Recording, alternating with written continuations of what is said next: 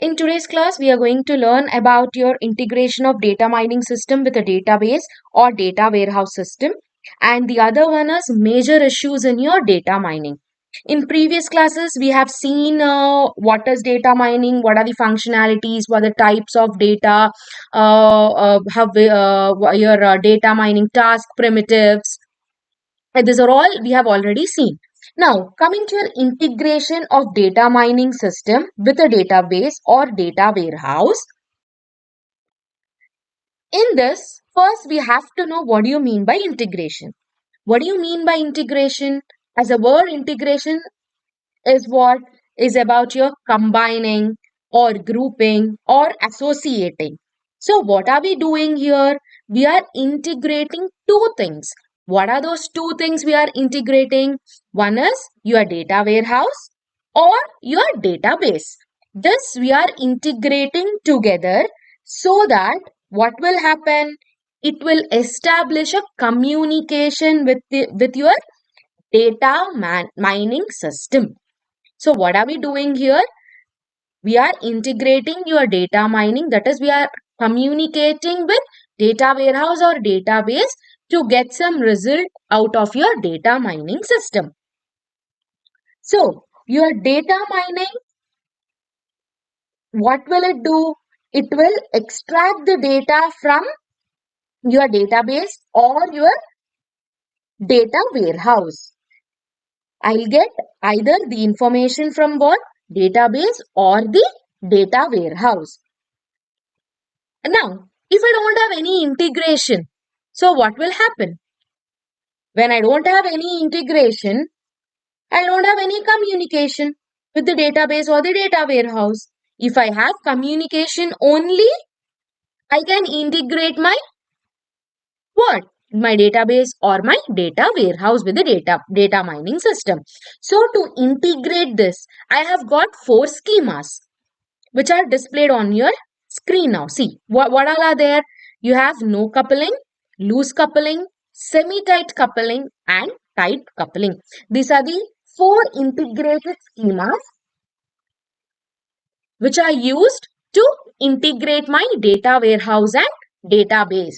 So coming to your first one, no coupling. Now what do you mean by coupling? Coupling is nothing but binding or combining something.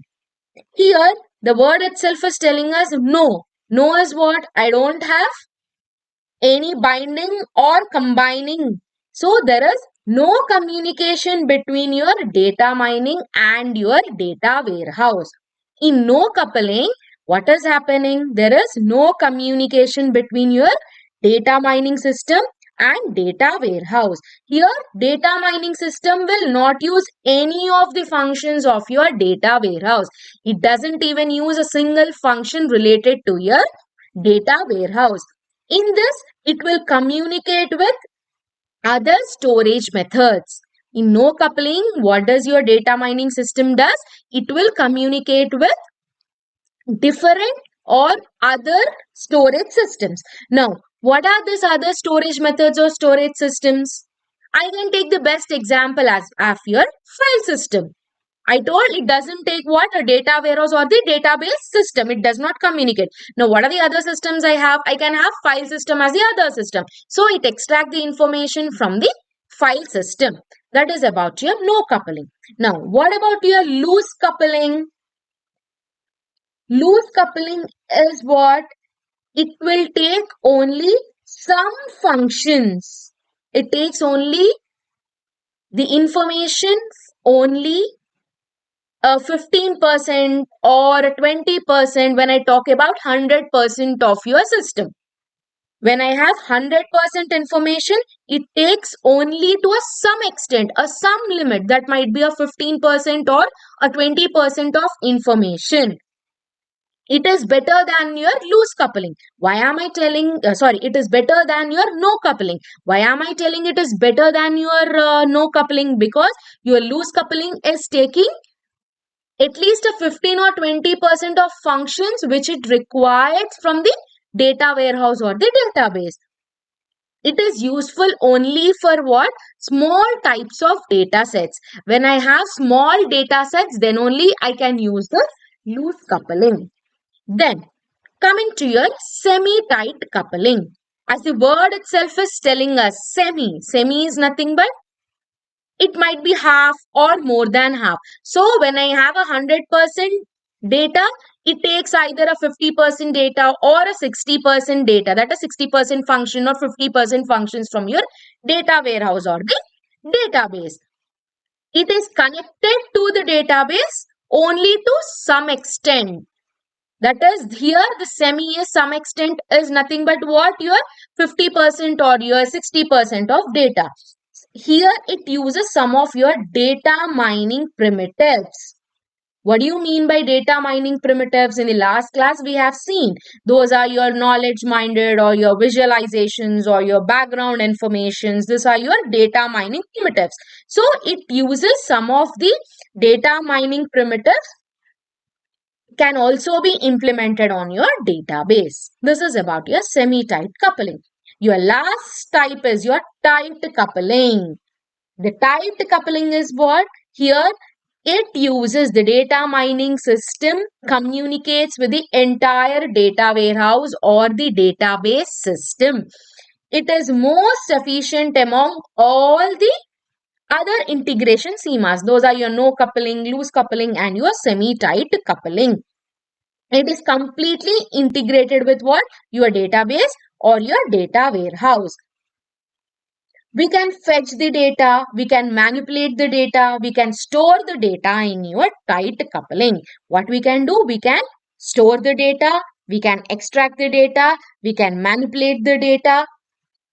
Everything can be done. It is integrated in such a way that it becomes the part of the data mining system. And it is efficient and optimized implementation of your data mining. Why it is efficient? Because it can perform all the things compared to the other three schemas. I'll just have a quick recap now. We have done with the integration of data mining system with a data warehouse, where integration is nothing but we are grouping or combining the data is nothing but your integration. In your integration of data mining system, we spoke about 4 integration schemes. Those are your no coupling, loose coupling, semi-tight coupling, and tight coupling. Coming to your no coupling, it doesn't have any integration or any communication between your data warehouse. In loose coupling, it has only some 15 to 20%. When I talk about 100% of information, it takes only, fetches only some functions from it. When I talk about semi-tight coupling, in semi-tight coupling, it takes 50 to 60% of information or functions from the database or your data warehouse, and it also uses your data mining task primitives which can be implemented in your database. Next, coming to your tight coupling is the efficient among all the other 3 couplings. Why? Because it is completely linked with database. We can fetch the data, we can manipulate it, we can store it, and it is completely integrated with it. That's the main reason it is efficient compared to the other 3. Next, I'll go with the major issues in data mining. We have some, as I told you, about all the no coupling, loose coupling, semi-tight coupling, and tight coupling. You can just go through it. No coupling is, it is a scheme that data mining system does not utilize any of the database or data warehouse functions. Coming to the loose coupling, in this scheme, the data mining system may use some of the functions of database and data warehouse system. In semi-tight coupling, the data mining system is linked with a database or a data warehouse system, and in addition to that, efficient implementations of a few data mining primitives can be provided in the database. Coming to the tight coupling, the data mining system is smoothly integrated into the database or data warehouse system. This is all about your integration of data mining system with your data warehouse or your database. Next, let's talk about your major data mining. Your major issues in data mining can be divided into 3 parts. One is mining methodologies and user interactions. Next is about your performance issues. Next is diverse data type issues. Coming to the first one, mining methodologies and user interaction. In mining methodologies and user interactions, first we talk about mining different kinds of knowledge in database. Now, your database system, there will be so many users. Yes or no? Now, each user will have their different needs or different users to extract the information. So, based upon the user, we have to mine different knowledge. That is nothing but you're mining different kinds of knowledge in database. For example, I am searching for a data mining PDF. You are searching for a data mining PDF. But I am searching for a different topic. You are searching for a different topic. Here, my need and your needs are different.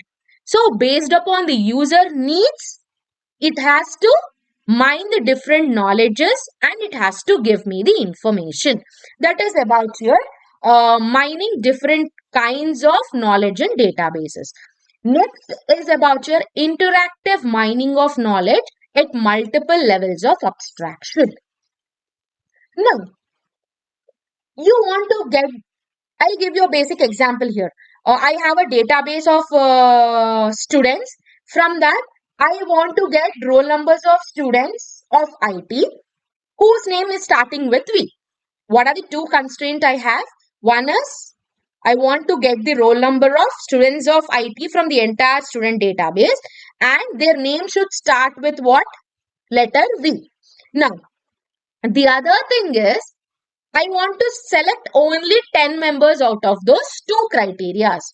First thing, what do I do? The first filter I'll use is my IT from the entire student list.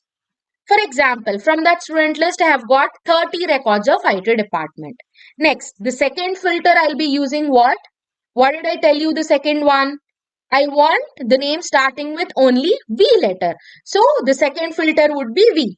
When I search for V from the IT department, it gives me what? Only the 8 records. But I told you I want totally of 10 records. Now, when I am applying both together, from IT department and the letter V. So I'm getting totally of, let me take only a 6 records out of it. But what is my criteria? I need to select 10 members. But am I getting 10 members here? No, I'm not getting 10 members. So what I have to do? I have to do level by level. I need not put both the criteria together and search because I'm not reaching my mark there, 10 records. So when I do it level by level, yes, I'll get my criteria. I can accept it. That is nothing but your interactive mining of knowledge at multiple levels of abstraction. Here I'm performing the first level is your IT criteria. The second level is the name starting with V. Now both the criteria are satisfied. I'm getting what? The information. Next, coming to your incorporation of background knowledge. Now, if I want to do a project, let me take, if I want to do a project, so what I have to do, I should have a background knowledge about the information or the project, what domain I have to take, if I take that domain, what front end I have to use, what back end I have to use, how can I display it on the screen. All this information are nothing but the background knowledge, background information. Without a background information, I cannot do my project successfully. That is nothing but my background knowledge. When I was talking about your task primitive, there I have given you an example of the same data mining. When I am teaching you something, I should know what is this background knowledge. Without a data mining background knowledge, I can't tell you where I have knowledge minded. I can't tell you, yeah, you can talk about your C, C++, Java. I told you this example when I'm talking about your data mining task primitives. The same thing can be applied here also. Next, coming to your data mining query languages and ad hoc data mining. What do you mean by ad hoc? Ad hoc is nothing but your temporary. Ad hoc is temporary. So, whenever I am talking about this ad hoc, so what will happen here? My query language should describe about my ad hoc mining tasks also, which are integrated with my data warehouse language. You all have learnt about your query languages, yes or no? Your DML commands, DDL commands, DCL commands, this all comes under your query languages only. Based upon that, I'm going to do the mining. Next comes your presentation and visualization of data mining. Now, as I told you about your project and incorporation, now I have done my project, I have executed it. Yes, very good. But the thing is, I have to present it properly. It might be when I'm explaining the project, or it might be I'm displaying the front end part. When my front end part is attractive, then only the people who are seeing it would be attractive about the project. When I am telling each and everything, I'm explaining it properly, then only they can have it properly. That is all about your presentation and visualization of data mining. Next, handling about your noisy and incomplete data. Now, noisy is nothing but your errors. Incomplete is about your missing of data. This in depth we are going to talk in your next topic, that is in your pre-processing. There we have a concept called as data cleaning. There we'll be talking what is noisy, why we are telling it as incomplete data, everything in your data cleaning in your pre-processing. Because when I'm performing a data mining task, it has to be very accurate and efficient, because I should not create a project with errors or any jumbling or anything like that. So for that purpose, we use a concept called as data cleaning, which we'll be talking in your next topic. Next, pattern evaluation. What do you mean by pattern evaluations? I have a number of patterns. From that, I have to evaluate what pattern I want. That is nothing but your pattern evaluation. Coming to your next one is performance issues. In your performance issues, we talk about your efficiency and scalability of data mining algorithms. So, when I'm extracting a data from a huge amount of data, obviously the data mining should be always efficient and scalable. Yes or no? So, scalable here means what? When I'm performing with 100 records, it has to give me a correct result. When I'm performing same thing in the 1000 also, it has to give me the correct result itself. It can't give me for 100 result a correct solution, and when I'm performing it on 1000 students, it should give me a error. It has to give me a correct solution. That then only we can say it is efficient and scalable when I'm performing an algorithm. Next, coming to your parallel distributed and incremental mining algorithms. Here we basically focus on huge size of databases and wide distribution of data and complexity of data mining methods. The algorithms divide the data into partitions, which further can be parallelly distributed the information, and the algorithm can be performed and then merged together. That is your parallel distributed and incremental mining algorithms. Next, your last one is your diverse data types issues. In diverse data types issues, we talk about two things. The first one is handling of relational and complex types. Then the next one is mining information from heterogeneous. The first one is handling your relational and complex type of data. Here, the database may contain complex object. It might be multimedia object, or it might be your spatial data, or it might be your temporary data, anything, any type of data. It is not possible of one system to mine all this type of data. That is nothing but your handling of relational or complex database. When I talking about your spatial database, it can be mined what? It can talk about your geographical, where you have your vectors, you have your rasters. Only you can talk about this when I'm talking about your spatial. When I talk about your time series, it can talk about your weather conditions or your stock markets, yes or no? all together combinedly in one data, I can't talk. That is nothing but your handling of relational and complex types of data. Next, you're mining information from heterogeneous databases and global information systems. Here we talk about the sources like your LAN or WAN, where the your data sources can be structured, semi-structured, and unstructured. All this comes in your mining information. The mining of knowledge from this adds challenge to the data mining system. This is all about your data mining issues.